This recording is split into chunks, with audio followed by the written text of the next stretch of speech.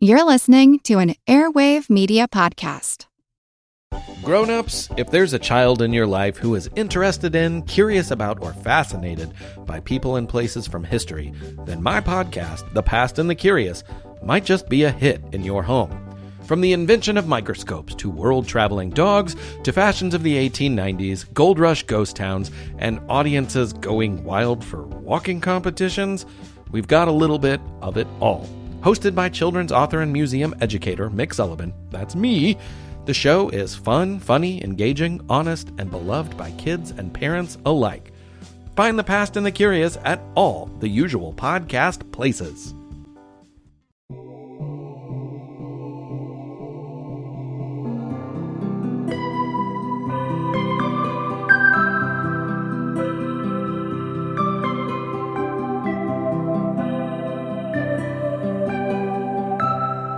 Okay, so this is the end of season 3 announcement. We are done with Julius Caesar. Holy crap. I thought that would never be over. I never thought we would get here. It felt like a long, hard birth that definitely was breech. The cesarean section is named after Julius Caesar. I think there's a myth about how it was the first cesarean section. He was born that way, and that's why it's called a cesarean section. But I actually don't think that that is true because his mom lived through it, and she probably would not have in the ancient world. But I think Nero was also a breech birth, and we know Agrippina lived through that. Well, that's a breech birth. That's not a cesarean section. I think she had a cesarean. Oh, really? Think so, but I could be wrong. Yeah, I think we'd have to look into that. We'd really have to research that, and we didn't, so fuck it.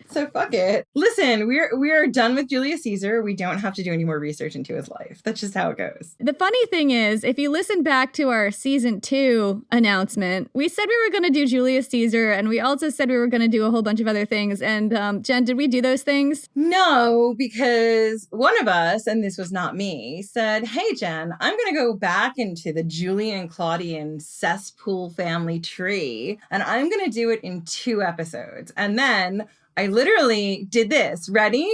To be fair, in my defense, hold up. In my defense, I will say that I didn't say I would do it in 2 episodes. I said I would do it in 3 episodes. I wanted to do an episode on Julius Caesar's early life, and then I wanted to do an episode about the Gallic Wars, and then I wanted to do an episode about the stabby stab. And it turns out that it was a really deep rabbit hole, and I could not get away with it in 3 episodes. Just no way. Just forget it. Anyway, I told you from the start it would be at least 5 episodes, but nobody listens to me. I'm the Cassandra of this podcast. 5 episodes is even not possible. Like, I don't know how people get through Julius Caesar in 5 episodes, unless they're 5 3-hour episodes. I mean, the thing is, we just found a really big arc in Julius Caesar, and in order to do him justice and the time period justice and the people around him, like, to set this incredible stage, it wound up being an entire 13-episode season. So, sorry, we didn't get to Spartacus or Boudica or Anglesey or Fulvia or any of the things we thought we were going to cover because Julius Caesar decided to hijack our podcast, make it all about him for an entire season. What a dick. We were kidnapped by Julius Caesar for 8 months. That's what happened. And much like the pirates who kidnapped Julius Caesar, he would not stop reading us bad poetry and telling us about his exploits and just going on and on about how we should read the commentaries.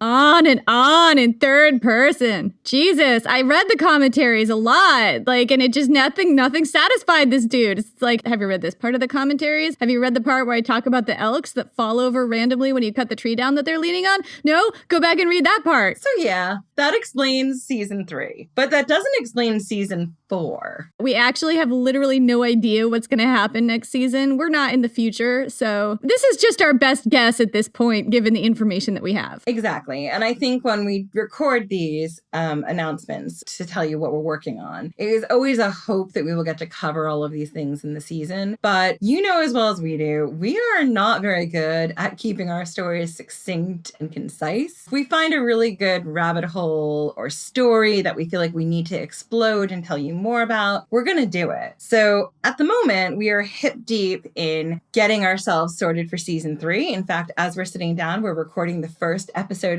season 3, season 4. Oh my God, I went back in time again, Jenny. You just don't even know what time you're in. This is the problem with this podcast. It's like we jump forward, we jump back. Where are we? Is it Tuesday? No, this is the problem with Julius Caesar. He won't let me leave season 3. Julius Caesar wants you to stay in season 3. Anyway, so we're recording the first episode of season 4. And Jenny, why don't you tell us what it's about? Okay, so we're doing the story of Fulvia. And Fulvia was Mark Antony's wife while he was fooling around with Cleopatra, or at least at the beginning when he was fooling around with Cleopatra. Yeah, and we alluded to her back in season 2 in the Ancient World Starks family, part 4, Dux Femina. Right, because she was also a Dux Femina. I forgot about that. She was. And Dux Femina, if you don't know what it means woman general. She led the street gangs of ancient Rome, and she wound up summoning her own army and fighting against Octavian, and she was just a badass. One of the few women in ancient Rome during the late Republic era that we see seizing power and taking initiative on her own rather than working through men, because a lot of women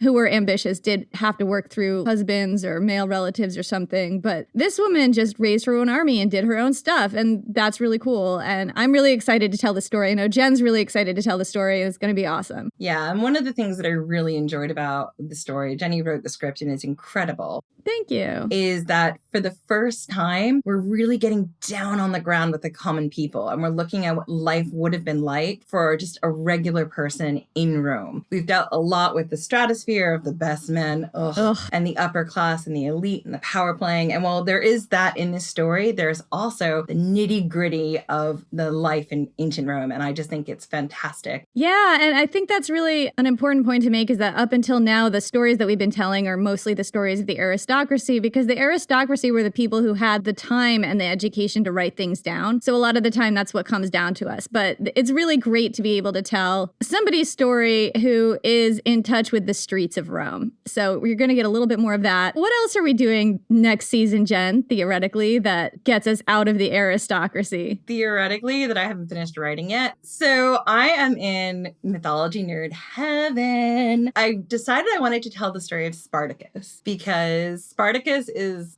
he's just so absolutely fascinating. He led an uprising against Rome, and he was really kicking ass. And he also had this female companion who was kind of a spin doctor, who was a priestess of Dionysus. And okay, this is where the mythology nerd heaven came in, because I have gone down a gigantic rabbit hole of who Dionysus was and why so many people who rebelled against Rome used Dionysus as sort of their patron god. So I've got a really meaty episode about the mythology of Dionysus, and hopefully we may have some friends on to talk to you a little bit about Dionysus next season, in addition to ourselves. That's one of the things we were talking about, having more guests on, and not just ghost guests this time. Not just ghost guests. This isn't just me channeling Dionysus, although you say his name enough times and there's wine involved, it could happen. I might frenzy. The channeling only started in season 3, right? Like we did Cucullin and then we did Julius Caesar. Like I don't think we channeled anybody prior to that. And I think the thing about the channeling is that it's spontaneous. We don't know who it's going to be, and we don't know if it's going to be, and it's kind of one of those things that you can't plan. No, so we're not promising that, but this is actual people whose podcasts you probably listen to, who we are hoping you will get to hear on our podcast next season. Yeah, we're really excited about that too, but we're not going to give you spoilers. We want it to be a surprise. Absolutely not. And so the other things I'm looking at in addition to Spartacus is Thrace, which is its own people and culture. And just like Jenny did last season with the Gauls, in order to understand Spartacus, you have to understand Thrace, because they were very different people from the Romans. They believed different things. Their women were treated differently. And then potentially, depending on how long the season runs, I'm going to get into Boudica and her revolt against the Romans. But that is assuming none of these turn out to be like 10 episode arcs. We've still got Boudica, Anglesey, the Druid's Last Stand. I wanted to do something on the Morrigan. The Morrigan, guys. If you don't know who the Morrigan is, you are in for such a treat. So we had a few things that happened in Roman Britain that we wanted to cover in this season and that we might not get to in this season, just because we're already counting how many episodes we've got planned out and we're realizing that's probably enough for an arc. So it might be the next season that we get into those in, but we'll see. Who else are we thinking we're going to cover this season? So I did Julius Caesar and Cleopatra in the past season, and looking into Cleopatra's life and getting really excited about her. And I just thought, well, I literally cannot get through this podcast right now without doing Mark Antony and Cleopatra. So I'm going to do that. Yes! I knew he'd be back, and I knew she'd be back in a big way. Right. So there's going to be more Cleopatra and more Mark Antony barfing all over everything in sight, and it's going to be phenomenal. And just generally being a train wreck, because Mark Antony is a train wreck. Mark Antony, little spoiler here, was called the new Dionysus. It all goes back to Dionysus, just saying. I mean, I think that's a nickname he gave himself.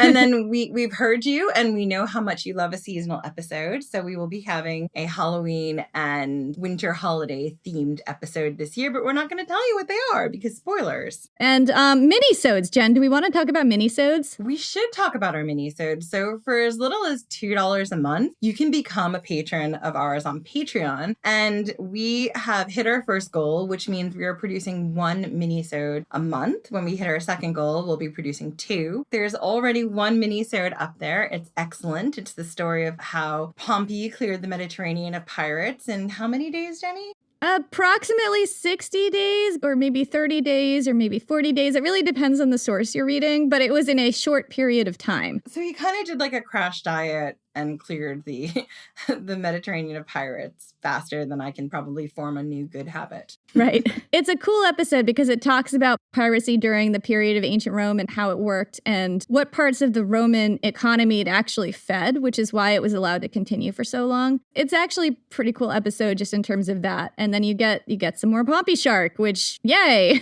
I mean, nobody asked for more Pompey Shark, but you're getting more Pompey Shark. No, literally nobody asked for more Pompey Shark. And we've got some more exciting things planned. We've already recorded our second episode, and we've got some ideas for what'll come next. But do you want to tell them anything or no?